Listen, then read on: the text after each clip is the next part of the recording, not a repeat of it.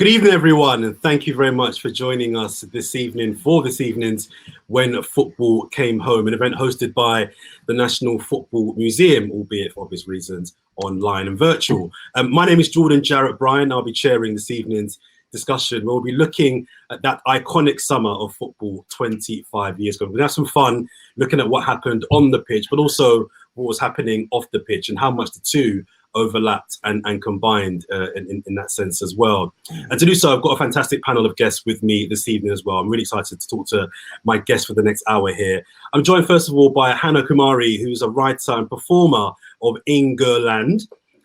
Michael Gibbons also is the author of When Football Came Home. And I'm joined finally here by Boff Whalley, who's a singer-songwriter, formerly of the pop band Chumbawamba. Guys and girls, how are we doing this evening? All good, thank you, Jordan. How are you? I'm very well, thank you very much. On a scale of 1 to losing my mind, how excited are you guys on the eve of the Euros? It's got to be a 10 plus for me. I really can't wait now. I love it. I'm excited as well. Just joining me today, guys. Okay, so we're on for an hour, everyone, but there will be a chance for you guys to ask some questions. I allocate 10 minutes at the end, towards the end of the hour. So please get your questions into the chat box below, I believe, and I'll do my best to get through as many questions as possible. Now, before I start asking my guests some questions and we have a chat, but this talk coincides with a photo exhibition that launched today, actually. So I'm going to invite Christian from the National Football Museum to tell us a little bit more about the exhibition. Good evening, Christian. Hi, Jordan. Yeah, thanks for welcoming me. Yeah, it's great to be here. So as you've said, this talk coincides with the launch of Still Gleaming, which is a new exhibition at the National Football Museum that features 18 photos, 18 of our favourite photos from Euro 96 to coincide with the 25th anniversary. The photos have been picked with our partners Mirrorpix, and yeah, I had a look around the museum today, and they all look ace. Some photos that I haven't seen before, some iconic photos from England games, but also a lot of fan photos in there as well. So yeah, if anyone's visiting the National Football Museum during the tournament, during the Euro 2020 tournament, then you can reminisce of 25 years previous with the Euro 96 exhibition. It's called Still Gleaming, and yeah, it's on the ground floor of the museum, so you can't miss it.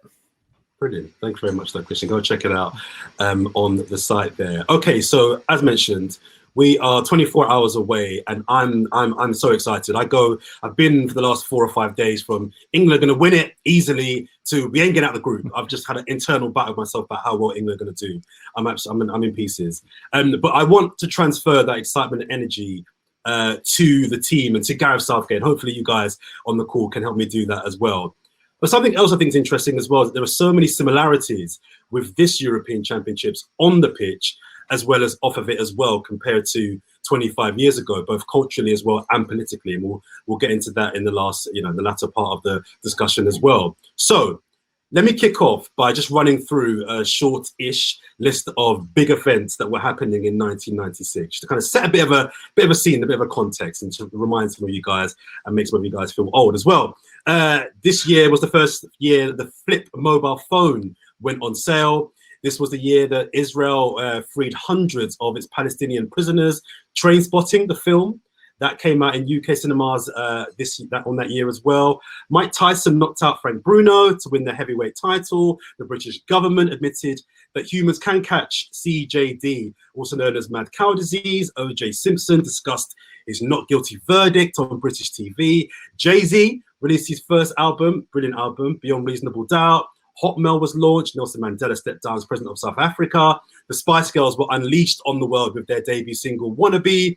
A bomb went off at the Atlanta Olympic Park, killing 1 person and injuring 110. Microsoft came out with Explorer 3.0. Bin Laden declared war on the United States. Tupac was shot multiple times and was killed. Rupert Murdoch launched Fox News. Bill Clinton was re-elected as president. Jarvis Cocker showed his backside to Michael Jackson at the Brits. TFI Friday was launched on Channel 4. Dunblane massacre happened that year.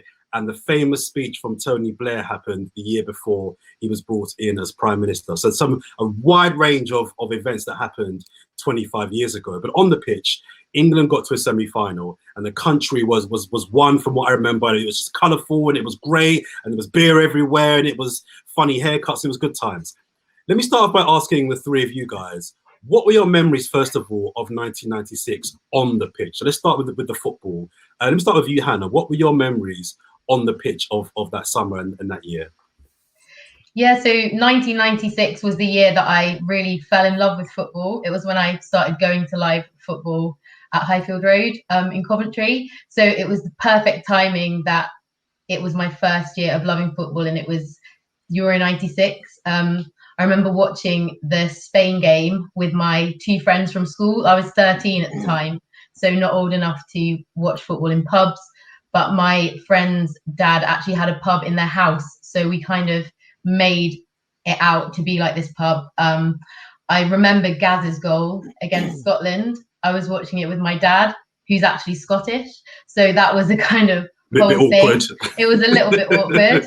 When I was with my friends, obviously supporting England. When I was with my dad, having to kind of pretend I was upset that Scotland lost. So yeah, and obviously can't escape the way it ended, unfortunately. But it was just sort of seeing that team, all those players, you know, Stuart Pearce and his kind of famous gesture, just really exciting. And being so young at the time, I think I saw it through really kind of innocent eyes in a way. And it was all new for me. So it was just really exciting. Boff, what about you? I remember thinking that summer, I think I was 14, and I remember thinking every game was really good at the Euros. Just doesn't matter who was playing, every game seemed to be a really good game. That probably wasn't the truth, but my memories of it just being an insanely excitable 6 weeks of football. What are your memories of that summer? Yeah, I think I was, excuse me, I remember going into it being a little bit cynical about it because I'm obviously a lot older than you, so I'd kind of got used to England not doing as well as we all thought they were going to. But then as the tournament went on, I remember we were on tour going around Europe for a lot of that tournament. We were in the Czech Republic playing in a city called Brno when England beat Spain on penalties, I think it was.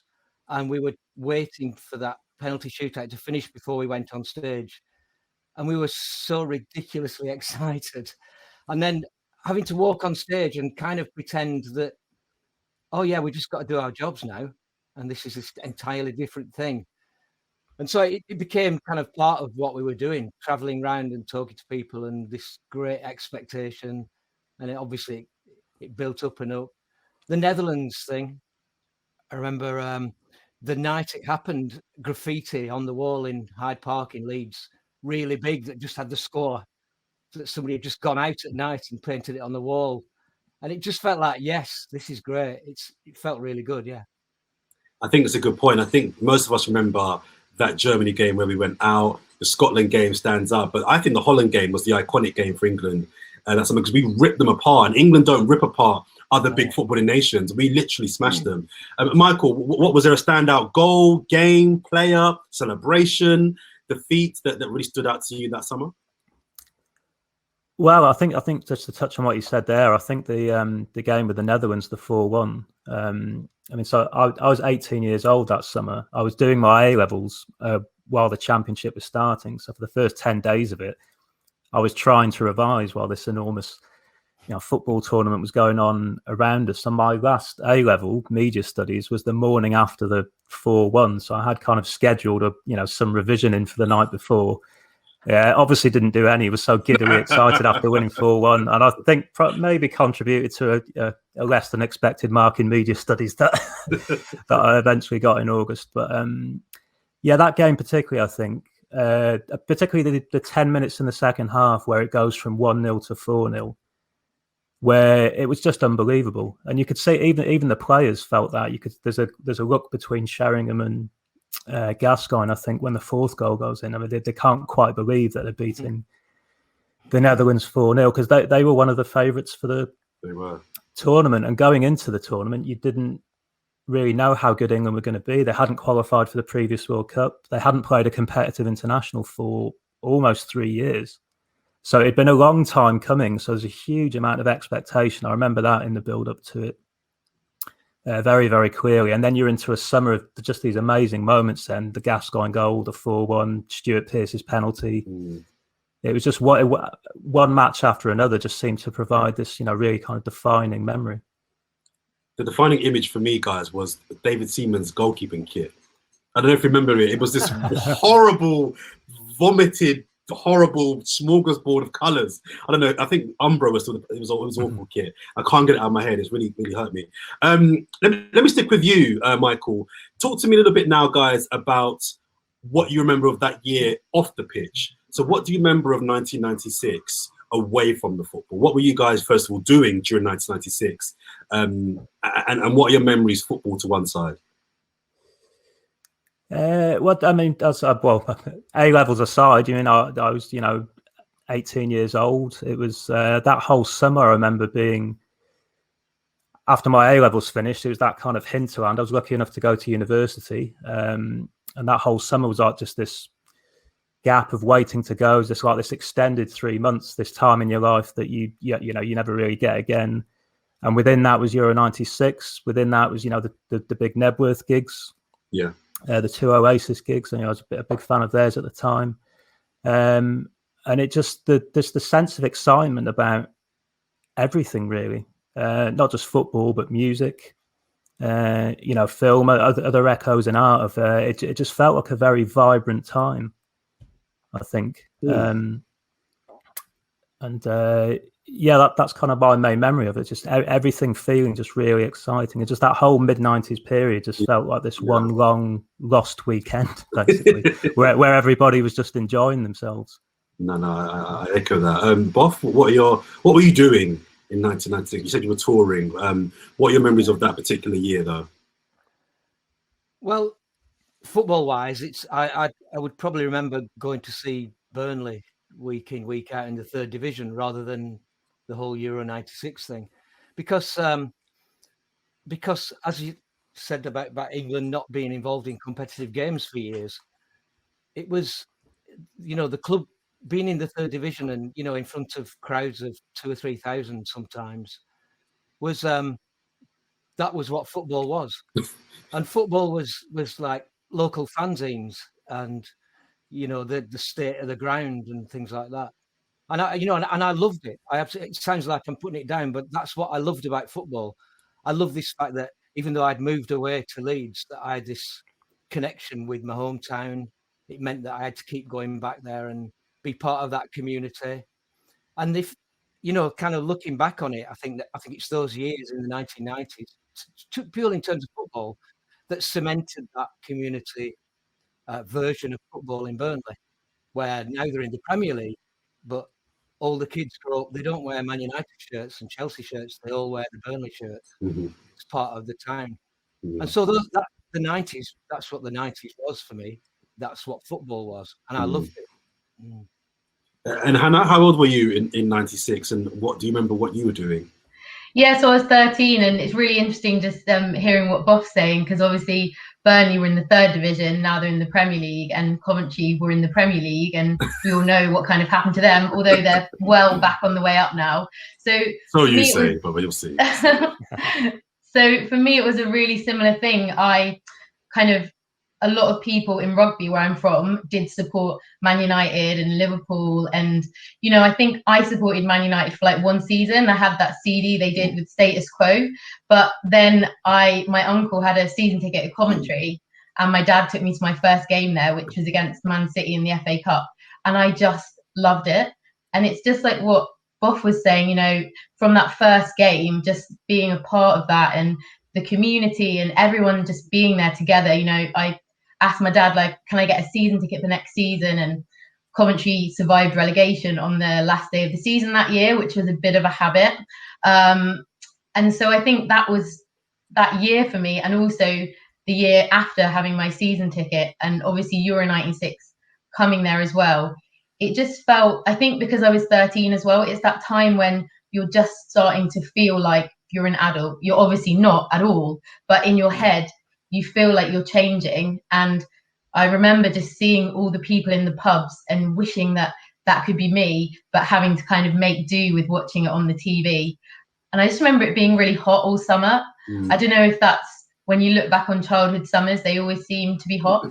But yeah, so I just think it's the same, you know, football then, you know, football, I love football now, but I do feel like the 90s was just a great time. Maybe I'm biased, but yeah. And I think your point about it being, remembering it being really hot, it was really hot that particular summer. And when you watch that Gascoigne goal, or any clips from the England-Scotland game, the gleams of light on the cameras show you it was a beautiful day that day. It was so hot. I don't think Gascoigne did the celebration, the dentist chair thing, as a celebration. I just think he was hot. I think actually he went to cool down. It was just so hot. So I think it's a more than valid point. Boff, Michael mentioned the fact that summer there was, you know, 2 massive gigs by Oasis, and we know about the Lightning Seeds and the kind of anthem that came with Euro '96. I think, and I remember it being a massive year for music, a really big year. Some really big bands, I mentioned a couple earlier on, were born that year. How much do you think of a crossover was there between, let's start with music and football, because it felt like the two kind of had a nice collision in that particular summer? Yeah, well, this is probably going to sound unpopular, but I thought that the whole kind of Blur Oasis thing was ridiculous. Easy. I'd kind of been through enough of the way pop music was kind of manipulated by the media to think this is not real. It's a bunch of people, you know, Blur pretending to suddenly like football and wear football casual gear, and Oasis just basically having a genius songwriter, and that was kind of it really. It was all kind of half-speed rock. Whereas I think there was some not a fan then, Boff. Not a fan, absolutely not. You know, and I think that, because I think that going through the late 80s and into the 90s with the explosion of dance music and hip hop and all that sort of thing, and KLF, all this really diverse music that felt culturally clever and important and wide ranging, it suddenly felt like we were sucking everything back into this white boy rock. And I think, you know, obviously reading Noel Gallagher's remarks in the newspaper today, calling Prince Harry a woke snowflake, stuff like that kind of makes me think, yeah, they were always just that kind of white bread lumpen thing. And in a way, they allowed the working class to be caricatured in a bad way, and rather than the working class being vibrant and exciting and all that sort of thing. So yeah, probably not the answer you expected. No, I want you to give me the answer that you want to give me. There's no expectations here. It's an interesting take on that, actually. And Michael, I'm going to probably reference many similarities that I see today that I did in '96. And one of the things was music, in a way that it felt there was, whether it was manufactured, as Boff says, or not, there was this kind of parallel between musicians and footballers. And I'm seeing that now. I'm seeing a lot of the England players now. I follow a lot of them on Instagram and social media. I know a few of them, and the connection between the drill artists and the rappers and the pop singers of today and the footballers. The Stormzy's very good friends with Jadon Sancho. Bukayo Saka is very good friends with Dave. That parallel seems to be kind of happening as well. Is that fair? Yeah, I think so. I mean, I think what you're describing today is on a very kind of different level, I think, in the mid-90s, it just felt, because football became fashionable again, I suppose, or more fashionable than it had been certainly in the 1980s. It just felt like everyone was trying to attach themselves to it. And that goes for, you know, people in bands, but politicians as well. I mean, they were falling over themselves to tell you who they supported and things. And, you know, Oasis were doing photo shoots with the enemy with the, you know, the Man City shirts on and things like that. So yeah, I guess there was that relationship, but it did feel a bit. It wasn't organic to you.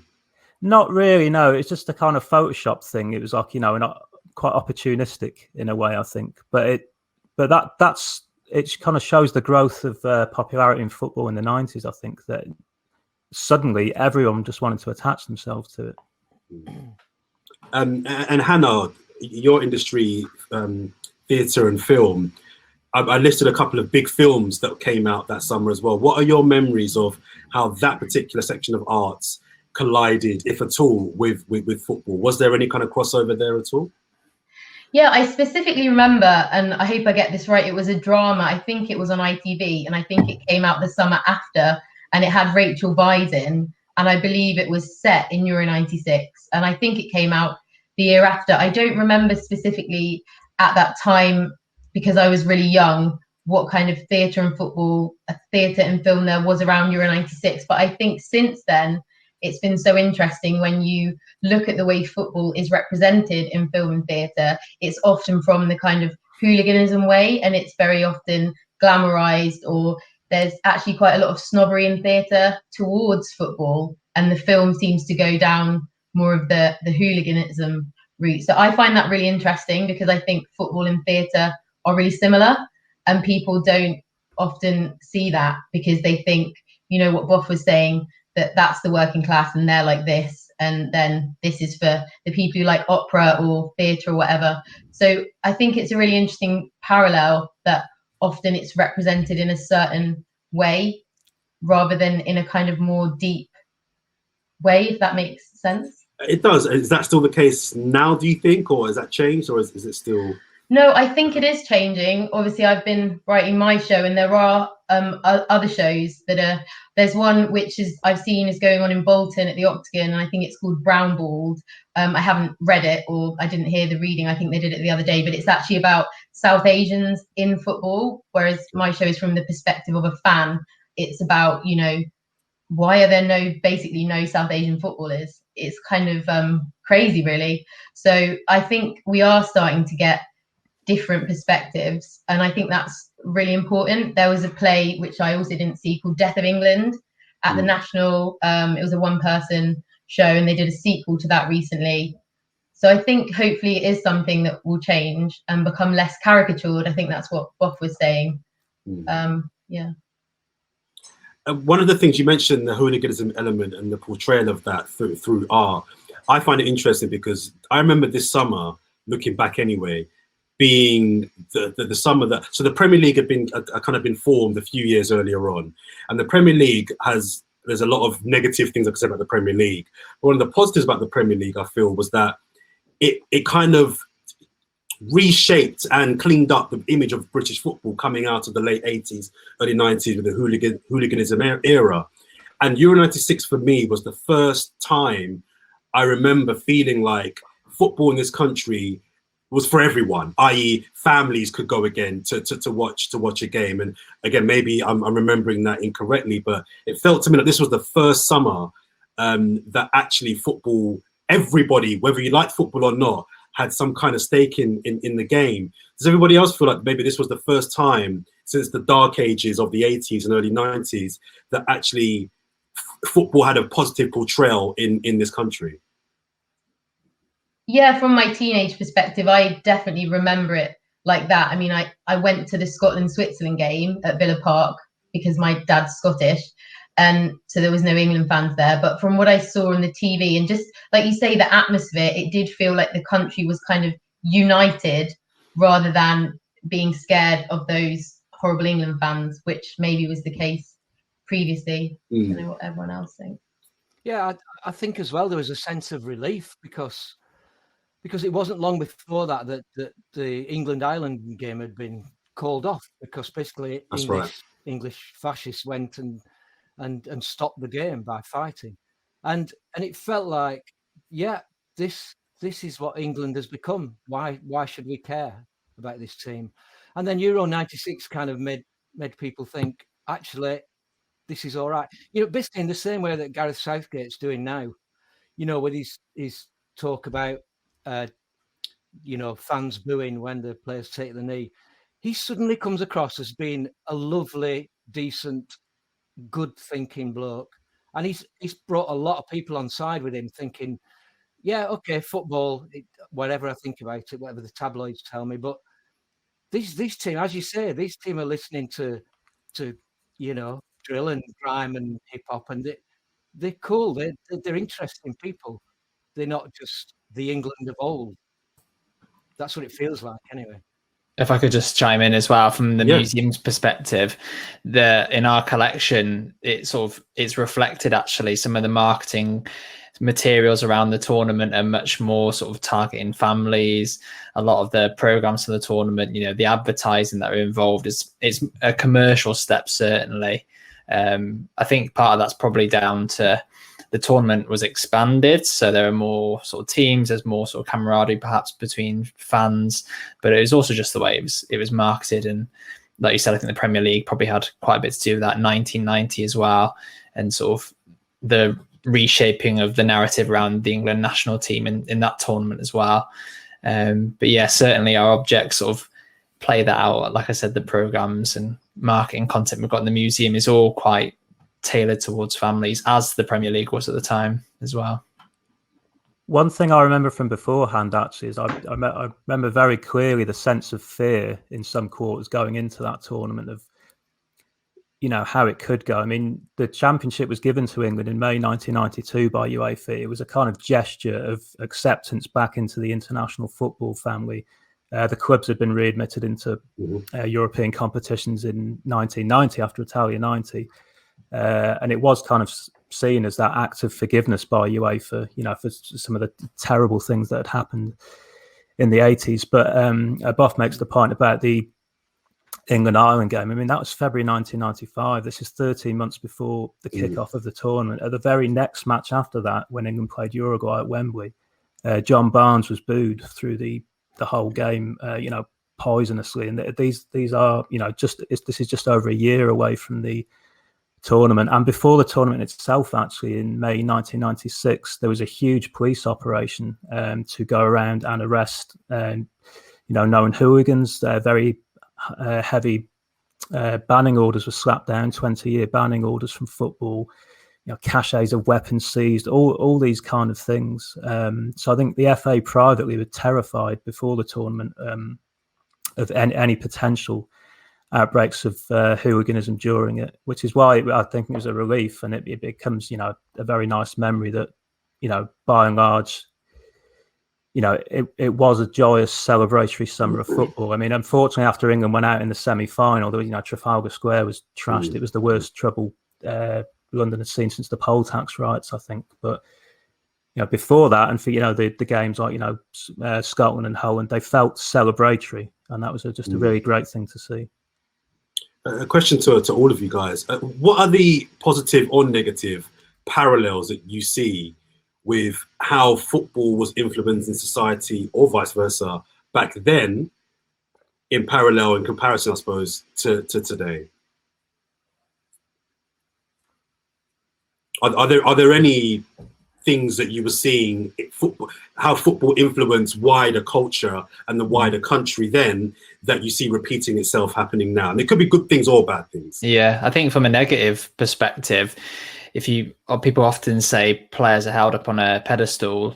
If you look at prior to that tournament, if you look at the media coverage around the dentist chair when England went to Hong Kong prior to the tournament, and how chastised Gascoigne was, even when the tournament was on, you know, up until that goal against Scotland. Obviously, that's kind of understandable to some extent, the negative media portrayal. Now it only requires, you know, Raheem Sterling to buy a nice house for his mum and he gets negative press around it. So I think we've gone backwards again. Yeah, you realise actually the players, they were transitioning, I suppose, at that point to the professionalism that they have now.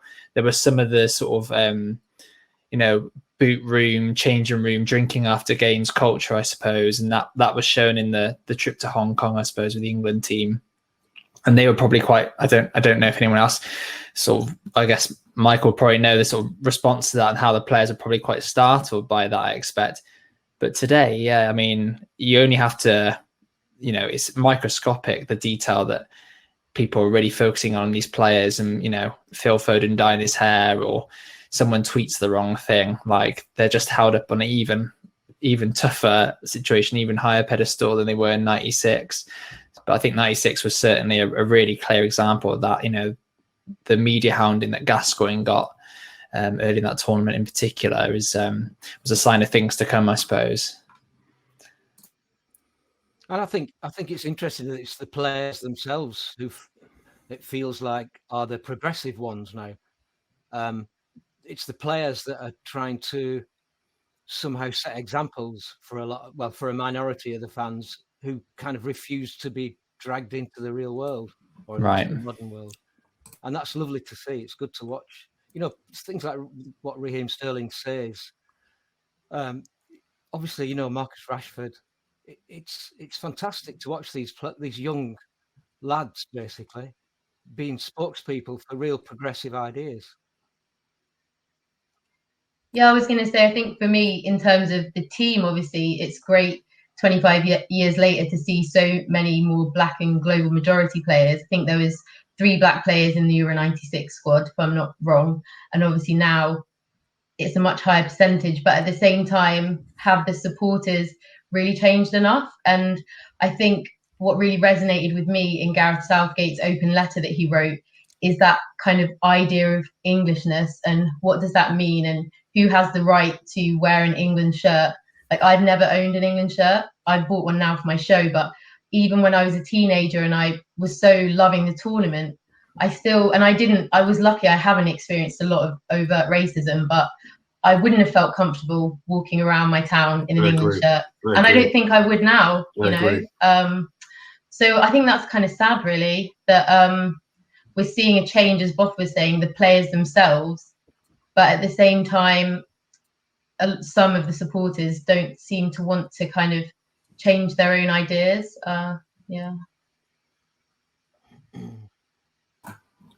I think the media probably has a part to play in that as well. Like going back to Euro 96, some of the, again, looking at the museum's collection, some of the rhetoric around the England-Germany game was just...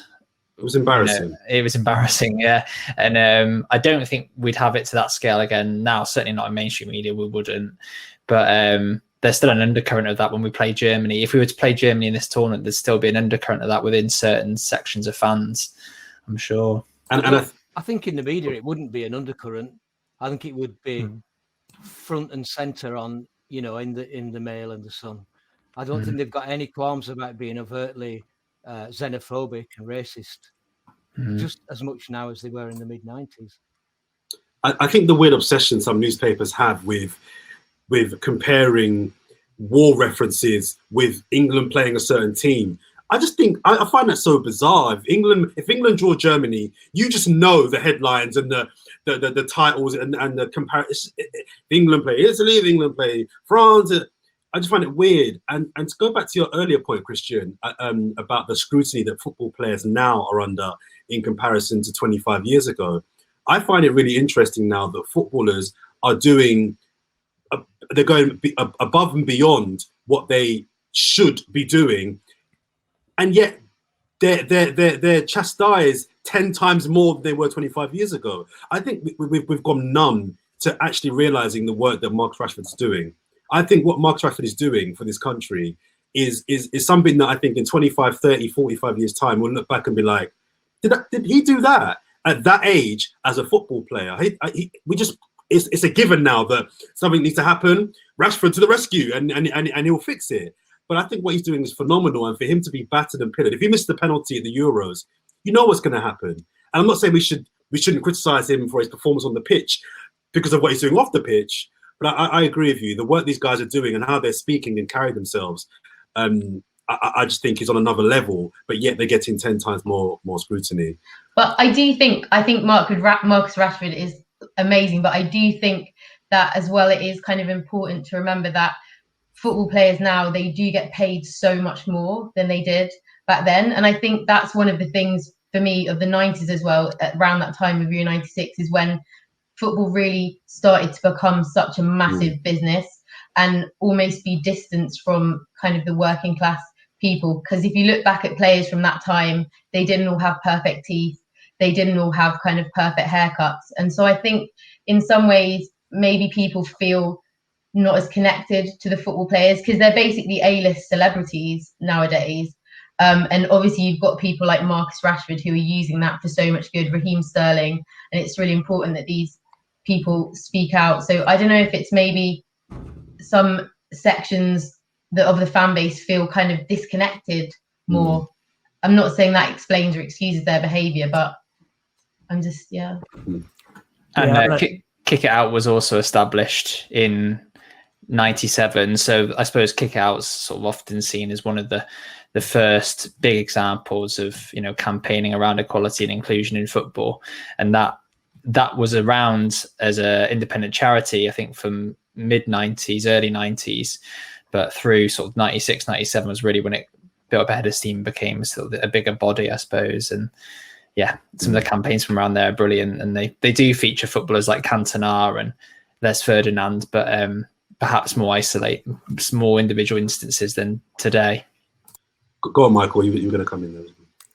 I was just going to say, with respect to Rashford, I mean, in one breath, our footballers are told you need to be role models, and then in another, they're told to stick to football. Yeah, you know, it's true. When they act as role models, and he's just a fantastic young man, isn't he? To face down the government of this country and make them change policy. I don't think we quite comprehend how huge that is. I agree. And to say to the government, you know, I might not have your education, but I've got a social education.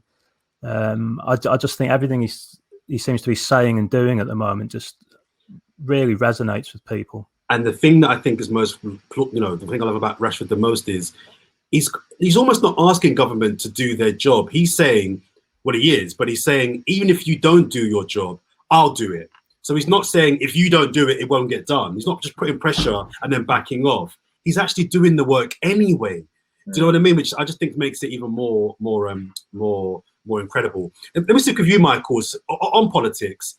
How much do you remember football influencing politics then, and in comparison to now? I think somebody mentioned the idea that back then, any excuse to get a photo with a footballer back then was, played well politically. Do you see something similar today? And what do you remember of how much entwined football and politics was back then? Well, it was definitely something that New Labour tried to attach themselves to. I remember Tony Blair's head tennis session with Kevin Keegan, which I think was in October 95, and then he gave an interview about being a Newcastle United fan, where I think he kind of exposed himself as, you know, getting his dates wrong when he saw Jackie Milburn play and things like this. Yeah, and it's just because football was something that was thriving, and then the same way that New Labour tried to, you know, attach themselves to music and things like that. It just became a vehicle for them, I think, to try and reach people. And that's the other thing we have to kind of underscore here, really, is that preceding Euro 96, the 4 years of the start of the Premier League were just this explosion of interest in the game, not just here, but in English football, overseas as well. And that's so it's become now this huge global product, you know, that we export to the world. And you can kind of trace all that back to around the time of Euro 96. I think there's a huge kind of accelerator effect around that time. The Bosman rule came into force, I think, six months before Euro 96. They signed the second big TV deal, I think, just before Euro 96 started. So all of the clubs suddenly became, you know, hugely rich. Newcastle broke the world transfer record. Fabrizio Ravanelli, a striker from Serie A, signed for Middlesbrough, a mid-table team in the Premier League. And you're just looking around thinking, what is happening here? This is, you know, the level of interest was incredible. But to touch on your point with New Labour, I mean, they were a force that really kind of gathered momentum just before Euro 96, I think. And it was I think, March 95 when Blair became leader. And then they absolutely annihilated the Tories at the local elections in May of 1995. So for those 2 years, you kind of knew that the Conservatives were done and that they were just going to get taken apart at the election that was coming in May. So that whole time as well felt like a countdown to that happening, basically. And and Tony Blair was a kind of new style of politics as well. It had been remodeled. I mean, in the previous decade, you know, politicians wouldn't go anywhere near football. You know, had a very toxic reputation, but that had changed completely by 1996. There was definitely a really good spirit of optimism kind of leading up to Euro 96, you know, politically, because I think that going after the poll tax, which was basically a kind of victory for people power, where people got rid of Margaret Thatcher and got rid of the poll tax. And there was shortly after that, the BNP were getting council seats all over the place. And the kind of anti-fascist movement was huge. It grew massively, not just in terms of, people fighting on the streets. I'm talking about just huge demonstrations and lots of students. And, Derek Beacon was a councillor somewhere in London. He was the first BNP councillor. And it felt like by 96, a lot of that had been swept away. People had kind of, we were winning. We were winning those battles, especially culturally. People were putting out records which said something and which meant something. And that probably all fed into, how we felt about supporting a national team. Mm. The memory I have, Hannah, of that summer is, as I mentioned, it seemed that maybe when looking at it through rose-tinted glasses, that the country kind of came together for 5 weeks. Are you concerned that with what's happening before the tournament even starts, with this divide we seem to have of some people think it's a good thing that players take the knee and players are speaking out about issues off the pitch, clashing with those that think, no, just shut your mouth. I want to watch football game for 90 minutes. I come here to be entertained. I come here to get away from the problems of society. Can you see after game 1, game 2, that dissipating? And you know what? We're winning. Let's just come together. Politically, we're opposed, but for the next 4 weeks, let's have a hug and a beer, throw us a beer around at Box Park and have some fun. Or do you fear that maybe politically and culturally we're so divided now that even England winning the Euros won't be able to kind of bridge that gap? Yeah, I really want it to be what you just said, because I am quite a positive person and I always sort of hope for the best, and I'm really hoping it is going to be that. To be honest, how I feel right now, I do feel a bit doubtful just because of all what's gone on, and I'm just so hoping. The way I think it might play out is if England get off to a good start, then maybe what you've just said, it will dissipate and they go on a good run and everyone will forget about everything. I think which I hope doesn't happen, they were not to get off to a good start, then maybe those people will not stop doing that. And I do feel concerned about the first match on Sunday. How is that going to go down? Because, what the World Cup in 2018, that did evoke those memories for me. It was hot.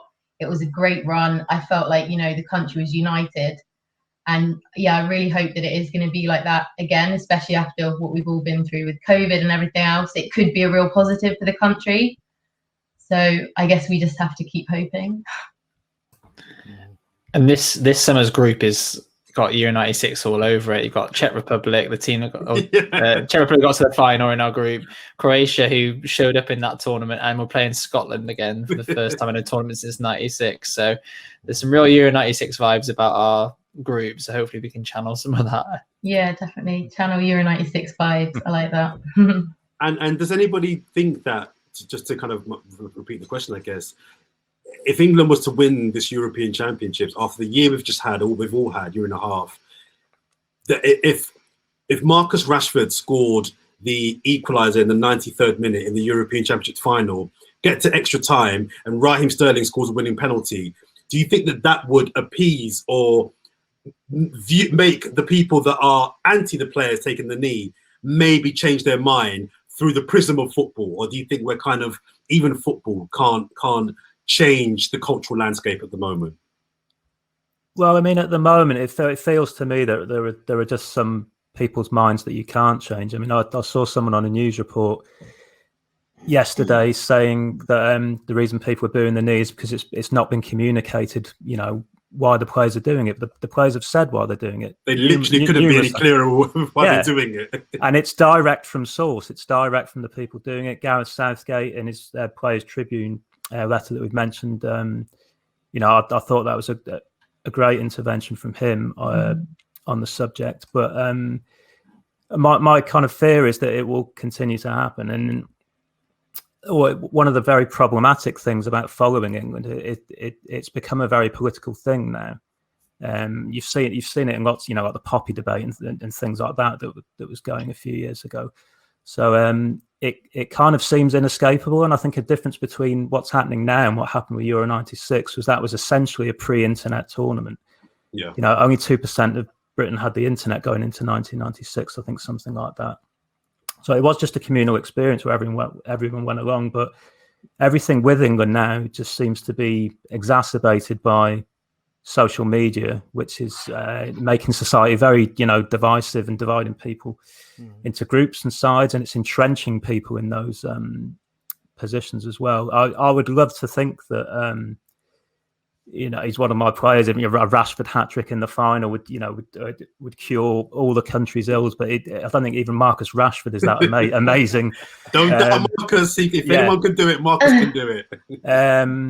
Yeah, I mean, I would love to see it, obviously, and also because it's England and it will be used for political capital, I think, as well. If England win, you know, it'll be like, "I'll see, we were right to leave the European Union. We can do it on our own." Like that's got any relationship with you know, pulling out of the EU.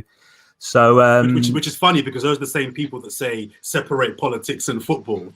Yeah, exactly. Yeah, exactly that.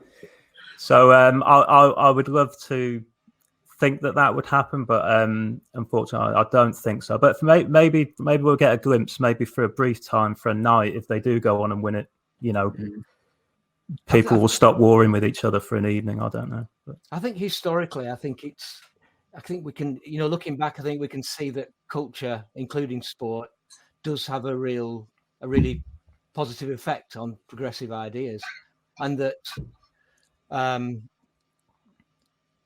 basically based on the optimistic hope that right-wing people can be quite fickle and that they can be slagging off Mo Farah until he wins, and then suddenly he's our Mo Farah. And even, you know, and the newspapers do it. They have a real go at people, and then as soon as somebody wins something, then they're ours again. And that does change society very, very slowly over a long period of time. Just as we kind of come to the last quarter of the discussion, I just encourage anybody watching that's got any other comments, and I'll read through them in a minute. Any comments or questions, get them in kind of ASAP, and I promise we'll finish on an upbeat note. But just on something that you've mentioned, Gareth Southgate, a couple of times, guys. Just again, because I'm trying to find parallels and differences between that summer and this summer. Another thing that I look back on in '96 was leadership. Whatever your politics were, there seemed to be leaders. You know, Tony Blair, whether you were for him or against him, in my view, he was a leader in a way that I think we're lacking leaders now. Is Gareth Southgate that figure that is, whether he's trying to or not, be that unifying figure, using football to just make sure that whether your politics or your culture is and are, we need to kind of come together to make sure that everybody is healthy, happy, and has opportunities to succeed? Do we see him as that, Tony Blair, but that kind of figure that's beyond filling the void that maybe Boris Johnson, if you're not a supporter of his, is lacking?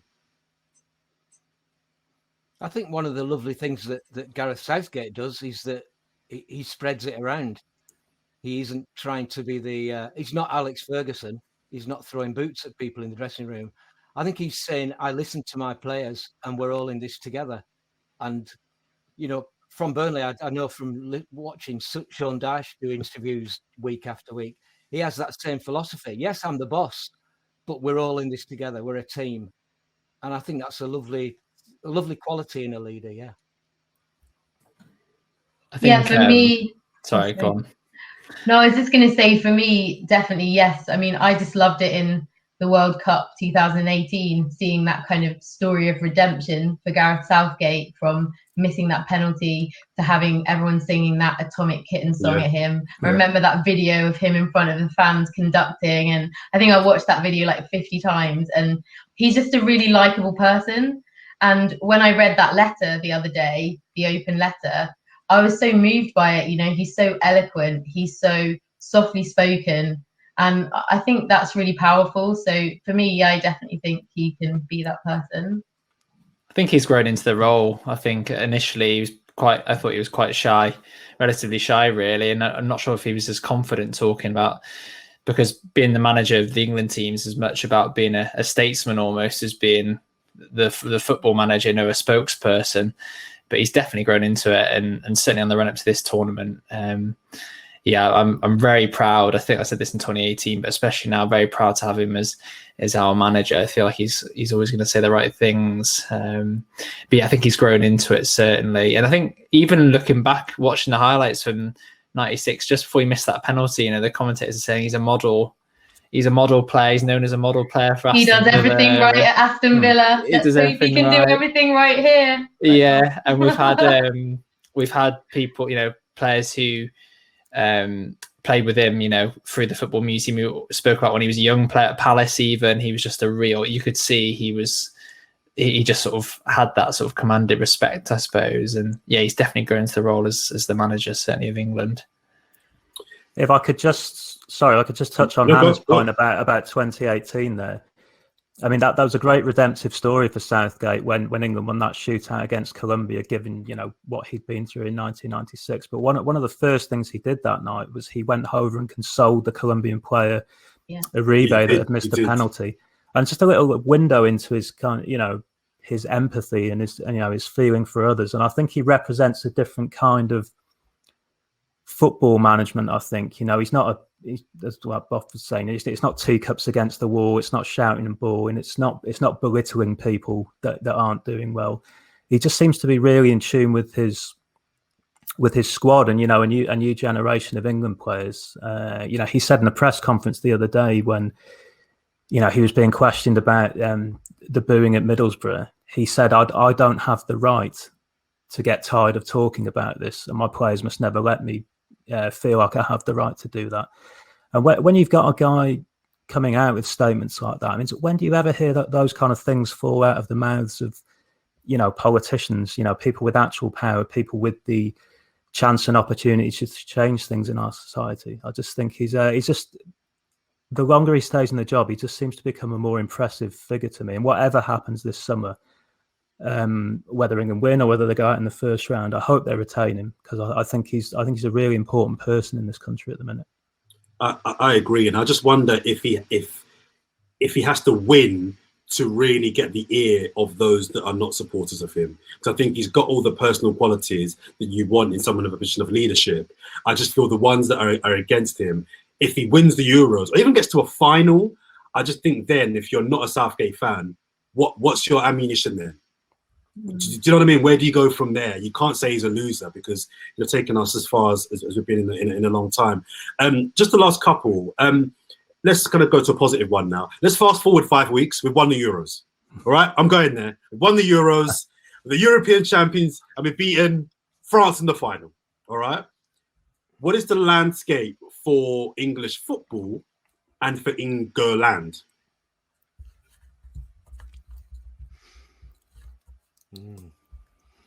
I do think that the problem would be that it would be so hijacked, not just by politicians, but by the media, but also by the Premier League. By the same people who were wanting to set up a European Super League and decimate football as we know it, will be the people that use that victory to consolidate their power and their financial, power over everything.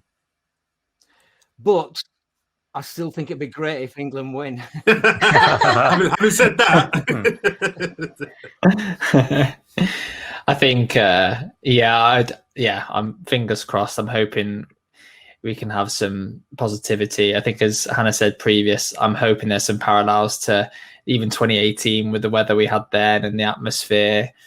Being in Manchester then, around the museum, and the bars around the museum were just chocker during that tournament, and I'm hoping we can get that again. I noticed someone actually in the chat mentioned the leaders in the '96 squad, so Shearer and Adams and Pearce, and a lot of ints, a lot of sort of club captains were in that squad in '96. There are less, I think, in this one, but there's Maguire, Henderson, Kane.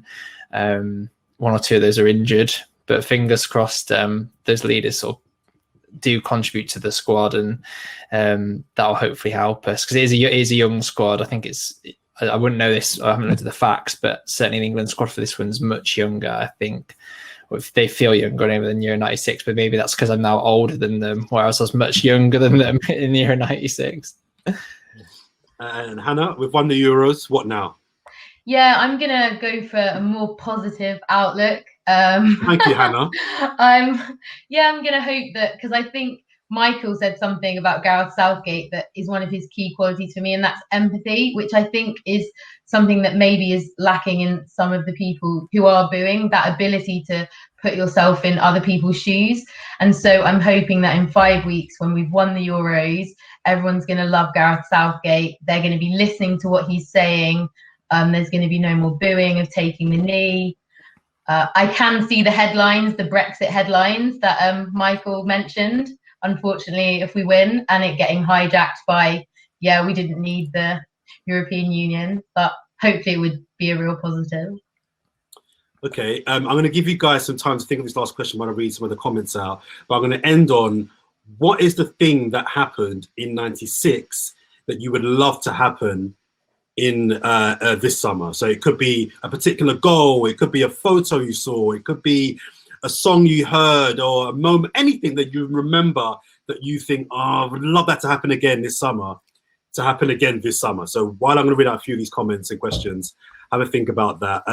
So in the chat we've got here, my daughter Hattie was born during Euro 96. I remember my midwife's partner had some lucky underpants which she had to wear to each of the England games. I'm not sure if they were washed in between games though. Nice. I was working in retail, but fortunately I was on a secondment, which meant I didn't have to work on Saturday for most of 96. I went to all the England games. Great memories. Rashford is incredible. The letter in the Tribune was fantastic and great to see. We often forget that the Manchester bomb was during Euro 96. Germany played Russia the following day at Old Trafford. The England Euro 96 team was full of leaders. Yeah, sorry, you mentioned that already, Christian. And hopefully some of our guys can step up as well. Great questions. Thanks to Hattie, Nina, and Alex. Hopefully we will get time to put them. Oh, sorry, no, that's from you guys. Ignore that one. So I want a moment, I want a thing, I want a song, I want a person, something that you remember making you smile or laugh or feel happy in 96 that you would love to happen this summer. Let me start with you, Hannah. I think I'll have to go for, and my memories are quite hazy because I was young, but winning the penalty shootout against Spain and being with my friends, my two best girlfriends who were also into football, not that common in the 90s maybe, and just being with them and celebrating that together. You know, penalty shootouts obviously are great to win and horrible to lose, so hopefully we might not need a penalty shootout, but that was a good moment. Thanks, Ross. Michael?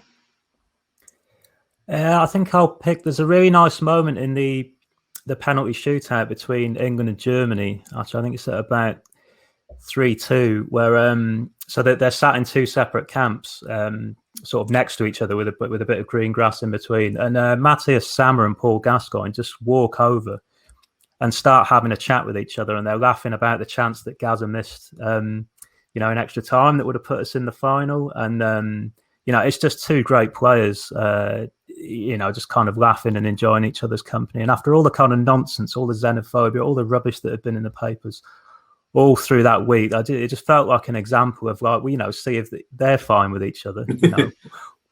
Why we're carrying on with this nonsense. I just think those little moments, especially after a year and a bit of the entire planet going through this pandemic together. If that doesn't kind of hammer home that we are all the same on this earth, and don't put these dividing lines in between people, and don't exacerbate things and bring up wars from 50 years ago and all this kind of nonsense that plays into British identity. But I think a moment like that, obviously not manufactured, organic moment like that, I just think would be really lovely to see this summer.